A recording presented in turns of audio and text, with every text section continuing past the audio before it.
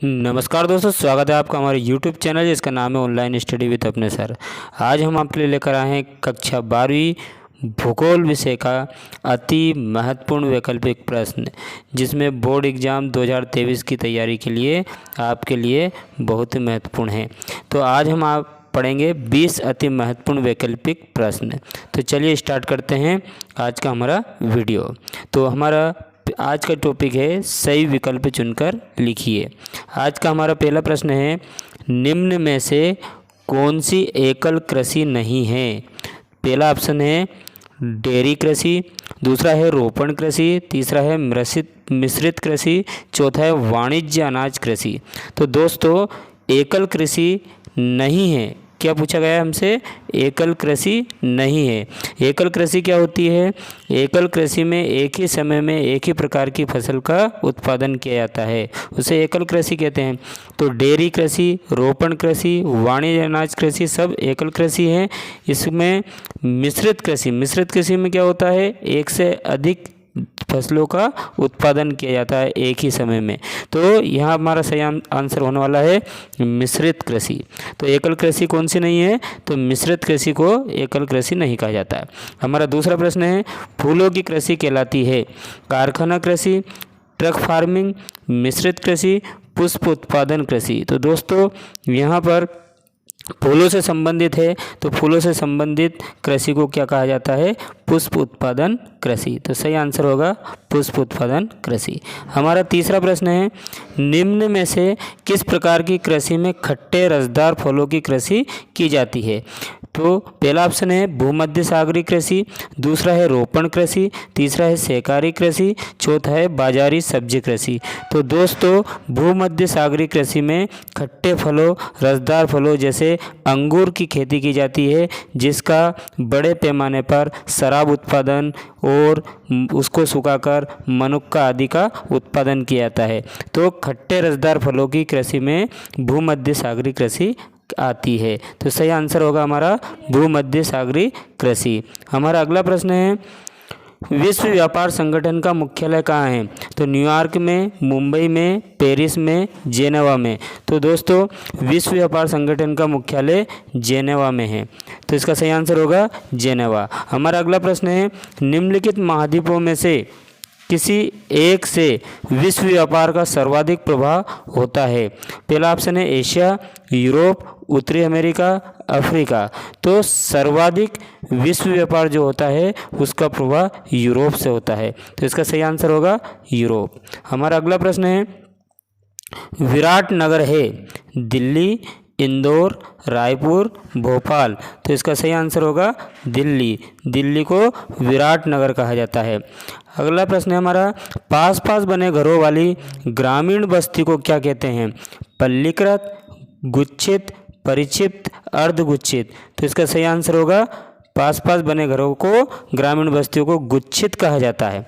तो सही आंसर होगा गुच्छित। हमारा अगला प्रश्न है, चैनल टनल जोड़ता है लंदन बर्लिन।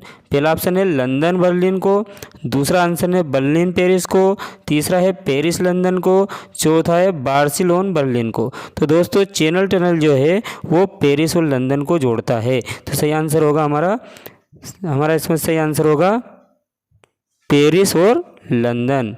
हमारा अगला प्रश्न है, मानव भूगोल के जन्मदाता कहे जाते हैं?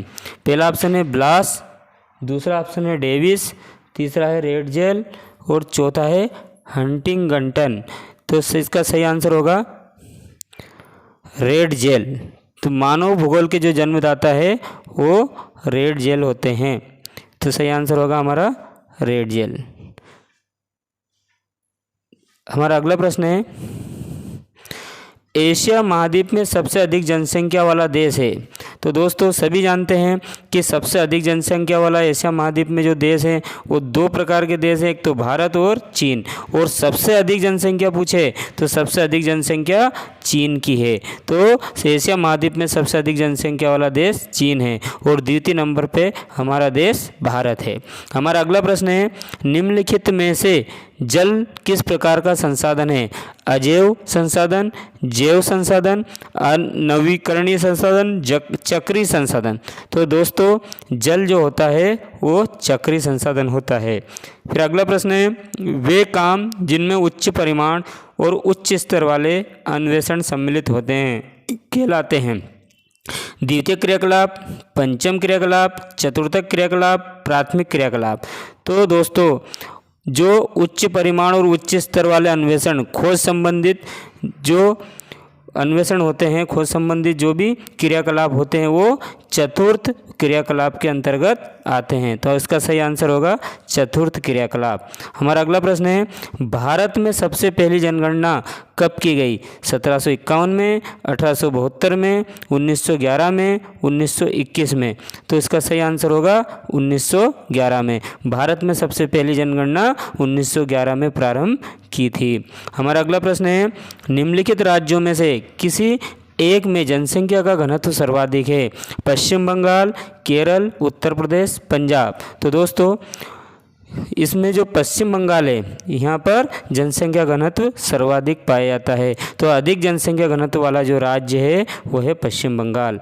हमारा अगला प्रश्न है, भरमौर जनजातीय क्षेत्र में कौन सी मुख्य नदी प्रवाहित होती है? सतलज, व्यास, झेलम, रावी। तो भरमौर जनजातीय क्षेत्र में रावी नदी जो है वह प्रवाहित होती है। तो सही आंसर होगा रावी। हमारा अगला प्रश्न है, भारतीय रेल प्रणाली को कितने मंडलों में विभाजित किया गया है? पहला ऑप्शन है 9, दूसरा है 12, तीसरा है 16 और 14। तो दोस्तों भारतीय रेल प्रणाली को 16 मंडलों में विभाजित किया गया है। हमारा अगला प्रश्न है, भारत का प्रथम संचार उपग्रह कौन सा है? तो हमारा भारत का संचार उपग्रह जो है प्रथम उसका नाम है आर्यभट्ट, और जिसको हमने रूस की सहायता से प्रक्षेपित किया था। हमारा अगला प्रश्न है, मृदा की गुणवत्ता किस प्रदूषण से नष्ट होती है? जल प्रदूषण, वायु प्रदूषण, भूमि प्रदूषण, ध्वनि प्रदूषण। तो दोस्तों मृदा मतलब मिट्टी का संबंध कैसे होता है? भूमि से। तो भूमि प्रदूषण के कारण ही मिट्टी क्या होती है? प्रदूषित होती है। तो इसका सही आंसर होगा भूमि प्रदूषण।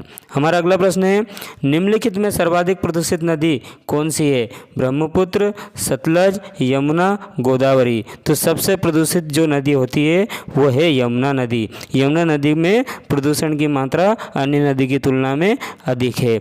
आज का हमारा अंतिम प्रश्न है, भारत का अधिकांश विदेशी व्यापार वहन होता है स्थल और समुद्र द्वारा, स्थल और वायु द्वारा, समुद्र और वायु द्वारा, समुद्र द्वारा। तो दोस्तों एक देश से दूसरे देश में जो व्यापार का वहन होगा वो हम किस संसाधन से करेंगे? जो हमें सस्ता पड़े। तो सस्ता संसाधन होता है समुद्र और दूसरा रास्ता होता है वायु मार्ग। तो इसका सही आंसर होगा समुद्र और वायु द्वारा। तो सही आंसर होगा हमारा समुद्र और वायु द्वारा। तो दोस्तों आज का वीडियो आपको कैसा लगा? अगर हमारा वीडियो आपको पसंद आया तो हमारे चैनल को लाइक, सब्सक्राइब और शेयर अवश्य कीजिए, और हमारे चैनल से जुड़े रहने के लिए इसको सब्सक्राइब अवश्य कीजिए ताकि नए नए अपडेट आपको मिलते रहे। वीडियो को देखने के लिए धन्यवाद।